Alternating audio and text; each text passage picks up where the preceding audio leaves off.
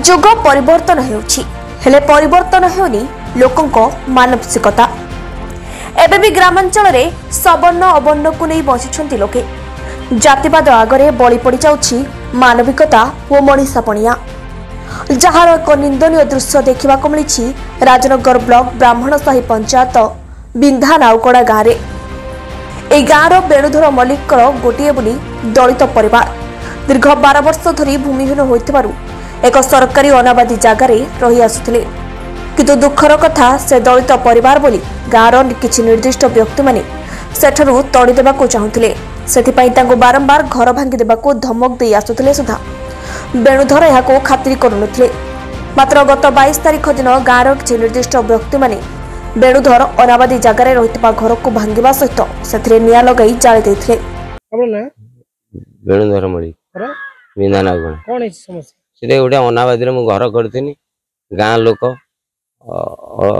घर भी से माने भी अनाबादी करछंती, मु भी अनाबादी करछि। कला भितर आज 10-12 वर्ष है कि से माने एबे मते एकुटिया बिलिके हरजन लोक से मते न दे बिलिके मो घर को भांगी आज निया नगई देइछन।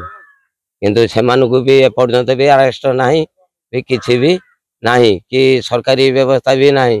मोर किछि दरकार नाही, मोर दरकार किंतु सरकार आपन को घर जो पड़ी देले आपन तो जाइथिबे ना। ना मु नथिली, मु थाना आश्रय नै घर किंतु सिमान जाली जाली दे। अब व्यवहार आपन पर ध्यान खराब के। हां बहुत खराब करी मो स्त्री के गाली गली जो बहुत देइछनी, मते भी देइछनी। एई बेला करिछनी। कारण मुख्य कारण कोन यही जो समस्या रहिछन मु से जगह पर रहिछ बेले कहउछन इठे रहिया रे तोर इठे जगह कोठ आइला तो अर्जन लोक। केस करछन। हां मु केस करछि आगे समस्त केस। हां आगे ए कोन चाहछन मु चाहूछि सरकारी सहायता दरकार, मोर जगह खंडिया दरकार, आउ किछि दरकार नाही। गाँ लोक चाहछन कोन हरजन बोली पळै जा। हां पळै जांतु मते भी खराब व्यवहार करी कहउछन इठौ तू बाहर जा। से माने भी घर घर नै चिनी अनाबादी 5 एकर 3 एकर आमे रहू से कांजी पानिया। फल रे वेणुधर से घर जली पड़ी पाउंस हो जाइथिला। वेणुधर घर को जो व्यक्ति माने भांगिबा सहित निया लगाई घर जाली देथिले सेमानंक नारे वेणुधर मल्लिक राजनगर थाना रे अभियोग करथिले। वेणुधर को अभियोग को ग्रहण करी राजनगर थाना अभियोग नंबर 134/25 रे केस रुजु करी 22 जनक नाम रे जातियार केस रुजु करछंती।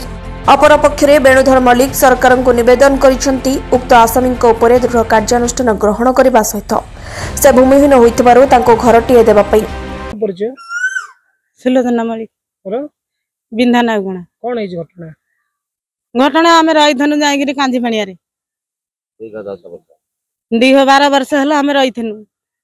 आमुक से माने हरिजन लोक बोली कि आमुक उठेयकु चाहुथले। आम संगे जाई गंडगोल कले। आम पाखरे के आश्रय नाहंती, पिला नथले। आमे स्वामी स्त्री 2 जन थनु। आम घर बाहर करी घर भांगिया को गले। आमे थाने आश्रय नबाकू जाइछु, पछरे आम घर पोड़ी देइछनी।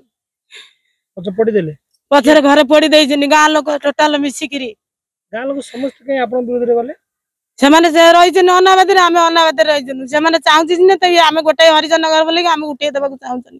गाँ गोटे हरिजन नगर आपन। हां आमे गोटे हरिजन नगर।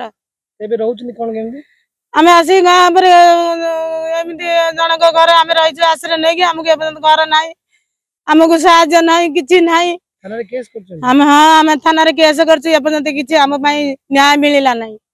आमे चाहू आमे न्याय सेमान को नेगिरी दंड दियंतु। और सरकार को निवेदन करिवे हम घर द्वार देबे। आ को राजनगर लिली दलाईंक रिपोर्ट ओडिशा हालचाल।